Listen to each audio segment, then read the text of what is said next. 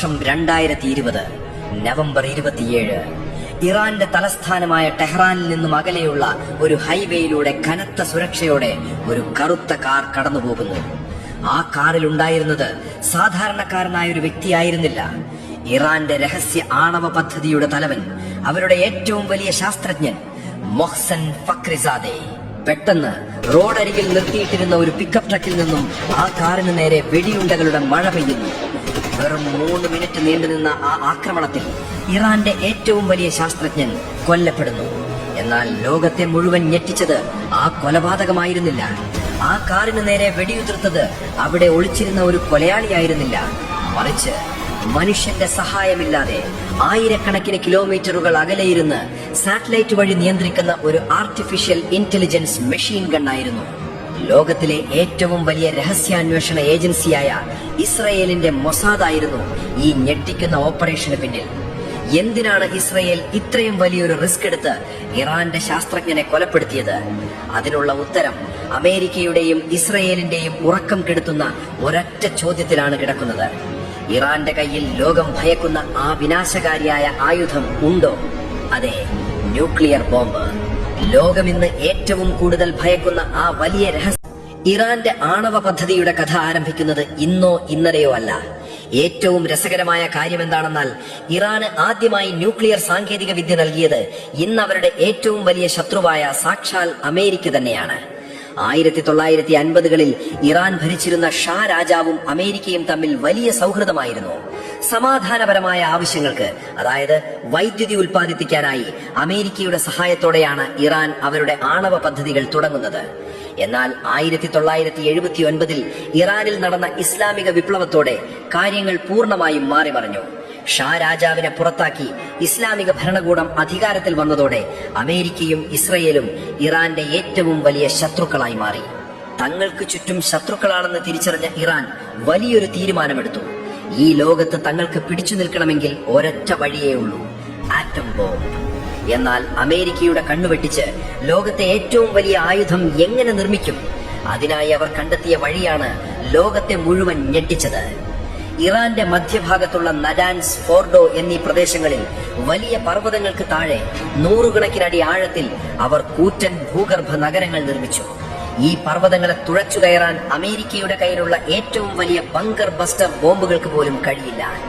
ഈ സുരക്ഷിതമായ രഹസ്യ കേന്ദ്രങ്ങളിലാണ് ഇറാൻ തങ്ങളുടെ ആറ്റം ബോംബ് നിർമ്മാണം ആരംഭിച്ചത്. ഒരു ന്യൂക്ലിയർ ബോംബ് ഉണ്ടാക്കുക എന്നത് അത്ര എളുപ്പമുള്ള കാര്യമല്ല.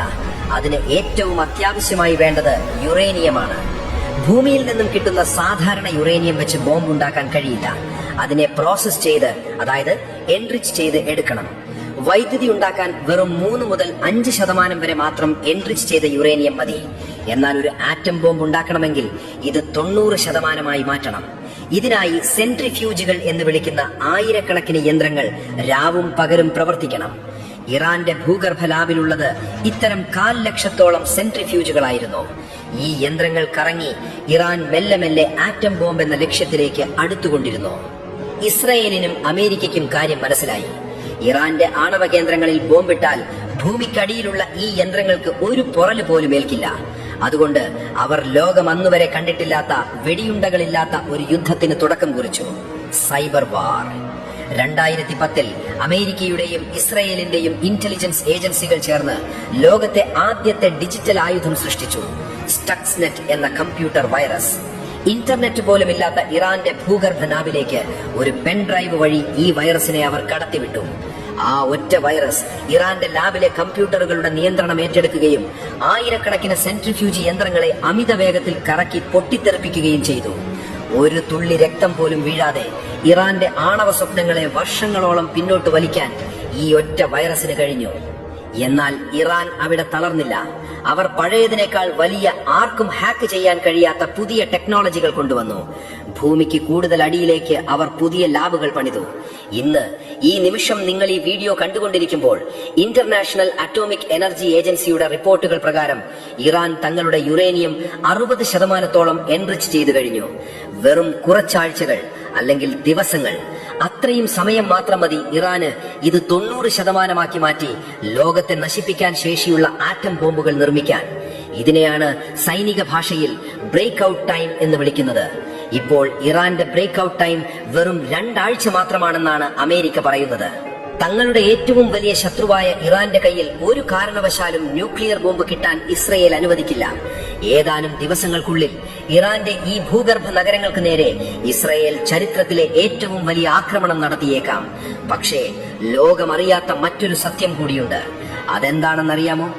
ഇറാൻ ലോകത്തെ പറ്റിച്ച് ഇതിനോടകം തന്നെ ആറ്റം ബോംബ് നിർമ്മിച്ച് തങ്ങളുടെ ഭൂഗർഭ അറകളിൽ ഒളിപ്പിച്ചു വച്ചിരിക്കുന്നെങ്കിലോ? അതെ, ആ ചോദ്യം ലോകത്തെ മുഴുവൻ വിറപ്പിക്കുന്നതാണ്. ഇറാൻ ഇതിനോടകം തന്നെ ഒരു ആറ്റം ബോംബ് നിർമ്മിച്ചു കഴിഞ്ഞിട്ടുണ്ടെങ്കിലോ? ഒരു രാജ്യം ആറ്റം ബോംബ് നിർമ്മിച്ചാൽ ലോകം അത് പെട്ടെന്ന് തന്നെ അറിയും. കാരണം അവർക്കത് പരീക്ഷിക്കേണ്ടതുണ്ട്, ന്യൂക്ലിയർ ടെസ്റ്റിംഗ്.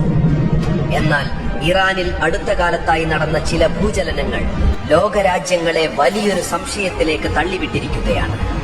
ഇറാന്റെ മരുഭൂമികൾക്ക് താഴെ ജനവാസവുമില്ലാത്ത പ്രദേശങ്ങളിൽ ഇടയ്ക്കിടെ ഉണ്ടാകുന്ന ചില ദുരൂഹമായ പ്രകമ്പനങ്ങൾ.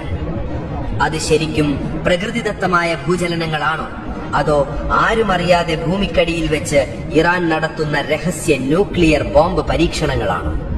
അമേരിക്കൻ ഇന്റലിജൻസിന് പോലും ഇതിനൊരു കൃത്യമായ ഉത്തരം നൽകാൻ കഴിഞ്ഞിട്ടില്ല. ശരി, ഇറാന്റെ കയ്യിൽ ന്യൂക്ലിയർ ബോംബ് ഉണ്ടെന്ന് തന്നെ വെക്കുക. പക്ഷേ ഒരു ബോംബ് മാത്രമുണ്ടായിട്ട് കാര്യമില്ല. അത് ശത്രുവിന്റെ നെഞ്ചിലേക്ക് കൃത്യമായി എത്തിക്കാനുള്ള വാഹനം കൂടി വേണം. അതിനെയാണ് ഡെലിവറി സിസ്റ്റം എന്ന് വിളിക്കുന്നത്. ഇവിടെയാണ് ഇസ്രയേലിനും അമേരിക്കയ്ക്കും ശരിക്കും നെഞ്ചിടിപ്പ് കൂടുന്നത്. കാരണം മിഡിൽ ഈസ്റ്റിലെ തന്നെ ഏറ്റവും വലിയ ബാലിസ്റ്റിക് മിസൈൽ ശേഖരമുള്ളത് ഇറാന്റെ കയ്യിലാണ്. ഷഹാബ് 3, ഖൈബർ, ഗദർ എന്നിങ്ങനെ 2000-ലധികം കിലോമീറ്റർ ദൂരേക്ക് കുതിച്ചു പായാൻ കഴിയുന്ന ആയിരക്കണക്കിന് മിസൈലുകൾ.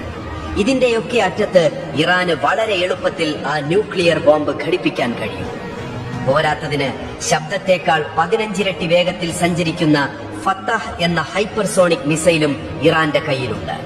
ഈ മിസൈൽ ഇറാന്റെ മണ്ണിൽ നിന്നും വിക്ഷേപിച്ചാൽ വെറും 400 സെക്കൻഡ്, അതെ, വെറും 400 സെക്കൻഡുകൾക്കുള്ളിൽ അത് ഇസ്രായേലിന്റെ തലസ്ഥാനമായ ടെൽ അവീവിൽ പതിച്ചിരിക്കും.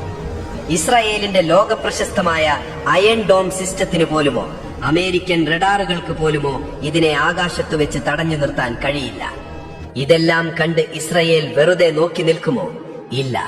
തങ്ങളെ ഭൂപടത്തിൽ നിന്ന് തന്നെ ഇല്ലാതാക്കാൻ ഇറാൻ ഒരായുധം നിർമ്മിക്കുന്നത് നോക്കി നിൽക്കാൻ അവർ തയ്യാറല്ല. ഇവിടെയാണ് ഇസ്രയേലിന്റെ ചരിത്രത്തിലെ ഏറ്റവും ക്രൂരമായ ഒരു സൈനിക നയം നമ്മൾ ഓർക്കേണ്ടത്, ബിഗിൻ ഡോക്ട്രിൻ. തങ്ങളുടെ ശത്രുക്കൾ ആണവായുധം നിർമ്മിക്കാൻ ശ്രമിച്ചാൽ അത് പൂർത്തിയാകുന്നതിന് മുൻപേ അവിടെ പറന്നെത്തി ബോംബിട്ട് തകർക്കുക എന്നതാണ് ഇസ്രയേലിന്റെ രീതി. 1981-ൽ ഇറാഖിലെ സദ്ദാം ഹുസൈന്റെ ഒസിറാഖ് ന്യൂക്ലിയർ റിയാക്ടർ ഇസ്രയേൽ വിമാനങ്ങൾ തകർത്തത് ഇങ്ങനെയാണ്. 2007-ൽ സിറിയയുടെ രഹസ്യ ആണവ കേന്ദ്രവും അവർ ഒരു രാത്രി കൊണ്ട് ചാമ്പലാക്കി. ഇപ്പോൾ ഇസ്രയേലിന്റെ ലക്ഷ്യം ഇറാന്റെ പർവ്വതങ്ങൾക്ക് താഴെയുള്ള ആ രഹസ്യ നഗരങ്ങളാണ്. എന്നാൽ ഇറാഖിലും സിറിയയിലും കണ്ടതുപോലെയല്ല ഇറാന്റെ അവസ്ഥ. ഇറാന്റെ ആണവ കേന്ദ്രങ്ങൾ ഭൂമിക്ക് താഴെ 500 അടിയിലധികം ആഴത്തിലാണ്. ഇസ്രയേലിന്റെ കയ്യിലുള്ള ഒരു ബോംബിനും അത്രയും താഴേക്ക് തുളച്ചു കയറാൻ കഴിയില്ല. ഈയൊരാക്രമണം നടത്തണമെങ്കിൽ ഇസ്രയേലിന് ലോകത്തിലെ തന്നെ ഏറ്റവും വലിയൊരു ബോംബ് ആവശ്യമാണ്. അമേരിക്കയുടെ കയ്യിൽ മാത്രമുള്ള സാക്ഷാൽ മാസീവ് ഓർഡിനൻസ് പെനിട്രേറ്റർ അഥവാ MOP. 14,000 കിലോ ഭാരമുള്ള ഈ ഭീമാകാരനായ ബോംബിന് 200 അടി താഴ്ചയിലുള്ള കോൺക്രീറ്റ് ബങ്കറുകളെ പോലും ഒരു കടലാസ് പോലെ തുളച്ചു കയറി നശിപ്പിക്കാൻ കഴിയും. എന്നാൽ അമേരിക്ക ഈ ബോംബ് ഇസ്രയേലിന് നൽകുമോ? അതാണ് ഏറ്റവും വലിയ ചോദ്യം. കാരണം ഈ ബോംബ് ഉപയോഗിച്ച് ഇസ്രയേൽ ഇറാന്റെ ന്യൂക്ലിയർ കേന്ദ്രങ്ങൾ തകർത്താൽ അന്നു തുടങ്ങും 3ാം ലോക മഹായുദ്ധം. അതെ, സ്വന്തം മണ്ണിൽ ഇസ്രയേൽ ഒരു ബോംബിട്ടാൽ ഇറാൻ തങ്ങളുടെ സർവ്വശക്തിയും എടുത്ത് തിരിച്ചടയ്ക്കും. ഒറ്റ മിനിറ്റ് കൊണ്ട് മിഡിൽ ഈസ്റ്റിലുള്ള അമേരിക്കൻ സൈനിക താവളങ്ങൾ മുഴുവൻ ഇറാൻ മിസൈലുകൾ കൊണ്ട് ചാമ്പലാക്കും. ലെബനോണിലെ ഹിസ്ബുള്ളയും യമനിലെ ഹൂത്തികളും തങ്ങളുടെ 10,000-കണക്കിന് റോക്കറ്റുകൾ ഇസ്രയേലിലേക്ക് മഴ പോലെ പെയ്യിക്കും. അതിനേക്കാളൊക്കെ ഭയാനകമായ കാര്യം, ലോകത്തേക്ക് എണ്ണ കൊണ്ടുപോകുന്ന ഹോർമൂസ് കടലിടുക്ക് ഇറാൻ പൂർണ്ണമായും അടച്ചുപൂട്ടും. അതോടെ ലോകത്ത് പെട്രോളിനും ഡീസലിനും തീവിലയാകും. അമേരിക്കയുടെയും യൂറോപ്പിന്റെയും, എന്തിന് നമ്മുടെ ഇന്ത്യയുടെ സമ്പദ് വ്യവസ്ഥ പോലും വലിയൊരു തകർച്ചയിലേക്ക് കൂപ്പുകുത്തും. ഇതൊരു സാധാരണ യുദ്ധമായിരിക്കില്ല. ലോകത്തിന്റെ മുഴുവൻ ഭാവി തീരുമാനിക്കുന്ന വലിയൊരു നാശമായിരിക്കും അത്. ഇന്ന് മിഡിൽ ഈസ്റ്റ് നിൽക്കുന്നത് ഒരു അഗ്നിപർവ്വതത്തിന് മുകളിലാണ്.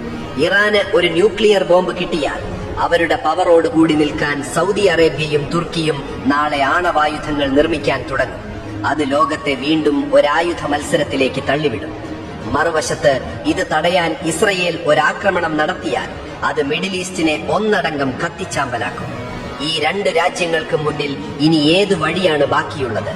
കാലത്തിന് മാത്രം ഉത്തരം നൽകാൻ കഴിയുന്ന വലിയൊരു സമസ്യയാണിത്. ഒരു ഹോളിവുഡ് ത്രില്ലറിനെ വെല്ലുവിളിക്കുന്ന ഈ രാഷ്ട്രീയ നാടകത്തെക്കുറിച്ച് നിങ്ങൾക്ക് എന്തു തോന്നുന്നു? ഇറാന്റെ കയ്യിൽ ന്യൂക്ലിയർ ബോംബ് ഉണ്ടെന്ന് നിങ്ങൾ വിശ്വസിക്കുന്നുണ്ടോ?